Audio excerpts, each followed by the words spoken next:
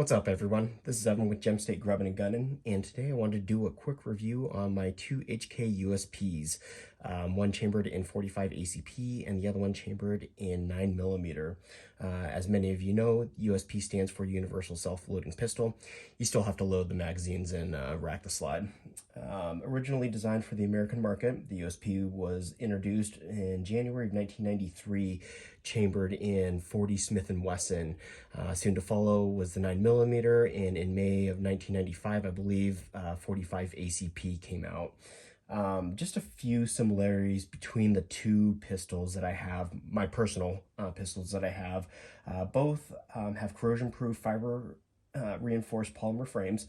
Both have one-piece machine slides made from nitro-carbonized steel.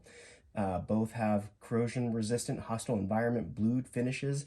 Now, you can actually get the compact in stainless steel as well, and I think even the 45 now, but both of mine are the hostile environment blued finish. Both have polygonal barrels, increasing velocity, and longer barrel life. Both have extended slide releases. The compact has a bit more contoured slide, if you will. I don't really see that myself, but that's what they say. They both have ambidextrous mag lever releases, as you can see at the bottom. Any of you guys that are familiar with HK pistols know that they have these lever mag releases as opposed to like a button on the grip. Both have the proprietary universal rails that you can add lights and lasers and things like that. Honestly, I'm not a huge fan of that. I would much rather prefer a 1913 style rail where just about every light or laser typically fit without having clamps and things like that, but I'll get into that in just a second. Both have patented lockout safety devices, and these can both be configured in variants 1 through 9. I think that these come more standard in variants 1 through 9, and I believe the compacts you have to do some swapping out and buy parts. Again, I'm sure somebody will comment in keep me straight. Talking about the 45 real quick first, and I'm gonna do a safety check just to make sure that we're safe. Nothing in the mag, nothing in the chamber. So this is actually has the 3-dot sights. This is a variant 1 where it has a safety, and you can see S for safety, obviously fire, and then a decocker. I do like that, so I can keep my USP 45 cocked and locked if I needed to, or I can just pull from double action if need be. These are double action, single action. This model here, this model's an LEM, and again, I'll get to that in just a second. This has an oversized trigger guard for gloves and things like that. Really, this gun, I believe, was made for military use and things like that, and so they wanted to make the trigger guard wide enough so our operators and things like that can be able to manipulate the trigger with a glove on. This comes standard with two 12-round magazines, 12+1. I was actually fortunate to pick this up off of my local website here where I live for about $595. The guy that sold it to me was just like, you know what, I'm just done with 45 ACP. And so he actually sold quite a few. I think he had a Walther PQ, I think that's their 45, and then he had an HK 45, which I probably should have also picked up because he was selling it for like $500 or something like that. And then, like I said, he had this USP 45 for about $595. He actually also had extra magazines for this, so I picked a few of those up as well. I think retail is about 45. I think he sold them to me for like 35 bucks a piece or so. And so really this gun was a steal for me, and I absolutely love it. And this is what I was talking about. So right now I have a TLR3 on here, Streamlights. I think I mentioned in my previous videos, I'm a huge fan of the Streamlights, even over the Surefires, really because of price point. And I do like the paddles on the Streamlights, how they come out of the box like that. I think for Surefires, you can actually change out the paddles to these more like slimmer type and longer extended to be able to manipulate your light for auto, and then for full-time on. I can't think of the word right now, but this is what I was talking about. So because these proprietary universal rails that HK produces with their firearms, it's really just a long slot, as you can see, and you have to buy either a clamped version of the TLR3, or I believe that there are rail adapters that fit on here that make it a 1913 style rail. I think it brings whatever light or laser down just a little bit, which isn't going to be bad, obviously. I mean, tons of people do it with like enforced lights and things like that. I chose to go the TLR3 route with the full size clamp on here. There is a difference in between the full-size clamp and the compact clamp, and I'll show you that in here in just a second. But I absolutely love this gun. Reliable, durable, as you've seen from probably many other YouTube videos. I mean, this is just an iconic gun.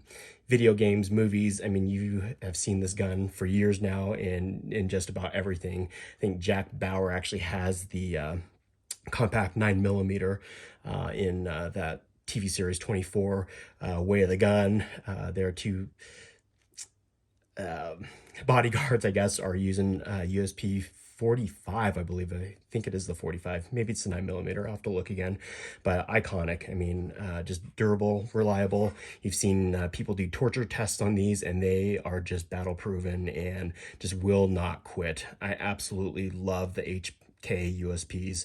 I'm not a huge fan of the 40 Smith & Wessons. I know that back in the early 90s, they were becoming increasingly more popular with like FBI and things like that. I don't really care for 40 Smith & Wesson. You know, and I'm not saying anything bad about it. Definitely very reliable and self-proven caliber. Self-proven caliber. I just don't run with 40 Smith & Wessons myself. Moving on to my compact USP. Sorry about that. So this came standard. This is an LEM model, and it came standard with 2-dot tritium night sights, as you can see. So you have the single in the rear post in the square notch frame, and then you have the front post with the tritium vial.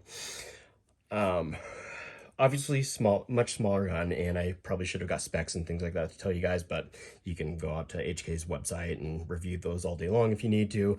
Again, universal self-loading, the universal proprietary rail on here, where I have another TLR3 on here, but as you can see, the clamp for this is much smaller than the 45, if you can see that.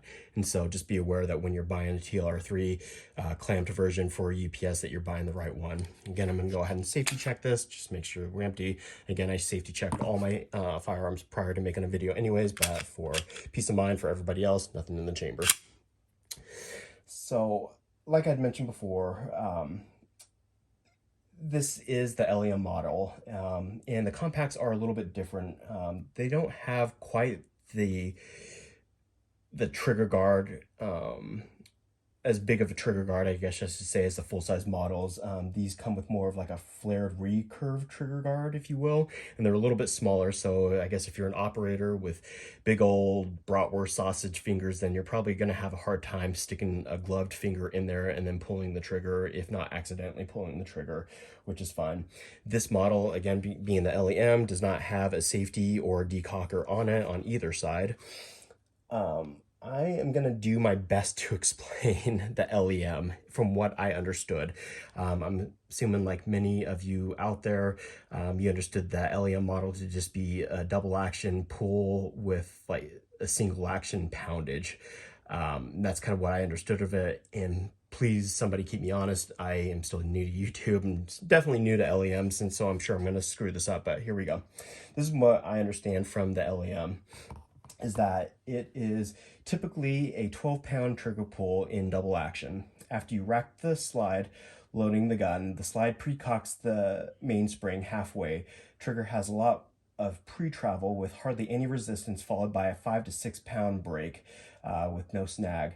this has a bobbed hammer as opposed to a full-size hammer like on my USP 45. Again, that was my best definition of the LEM model, and I had to actually look at another YouTuber, thank you Lucky Gunner, for providing some of that information to help me myself better understand that. And I apologize, I don't mean to try and rip you off or anything like that, but I just could not explain it, and you did an absolutely phenomenal job, or he did an absolutely phenomenal job explaining the LEM, in my opinion. Let's see. These come standard with a with three 13-round mags, so 13 plus 1.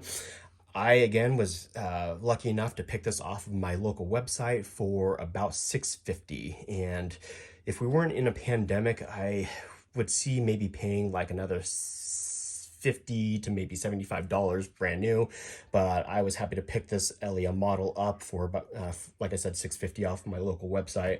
Love the gun, absolutely phenomenal. Same thing with its bigger brother, the 45 ACP. Reliable, battle proven, I mean, just durable as heck. Watch, you know, reliability tests on YouTube about it. I mean, these things are just bomb proof and designed for combat. I believe that this is a smaller model of the Mark 23, which is just way too big of a gun for me. I actually picked one up in a store one time and I was like, holy cow. But I think that you know, if you have big old hands and can tolerate such a large gun, then by all means go with the Mark 23. I don't see much of a difference of that. Is just a massive gun. But yeah, sorry, had a brain fart there. These do come with an option of a flat or an extended foot plate on the mag, and you know, excuse me, I think that that is just about it. I don't know of anything else to say. I know that in some instances, you know, the Mark 23 and the USP, some people use those as their primary weapon, which is great. And that just goes to show you, you know, the design and the reliability of these firearms. And in my opinion, again, you just can't be a USP. I would love to be an HK fanboy, but they're a lot of money, and so I can't afford that. Even though I have a couple on here, but I was lucky enough again to find them on my local website for a decent enough price, the price of a Glock, really. And I would take an HK USP over a Glock any day. Not that I don't have a lot of Glocks. If you've seen any of my other videos, I actually have a video about my Glocks and SIGs, so check that out if you have time. But all right, thanks for watching. Oh, I do want to mention too that the artwork that was done by my friend's daughter. And hang on for just a second. Let's see.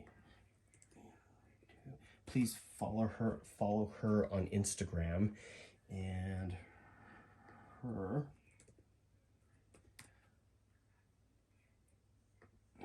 sorry, bear with me for just a second. I should have this ready.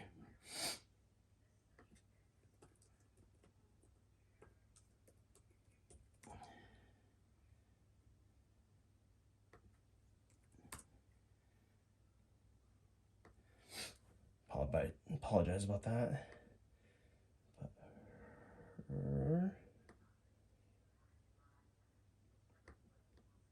Crud.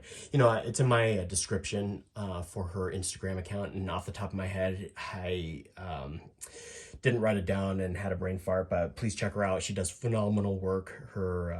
I understand that my logo that I had her do for me is just a stick figure, but I purposely asked her to do that for me. But she has made some phenomenal artwork, so check her out on Instagram. And again, her Instagram name is in my description, so check her out. Thanks.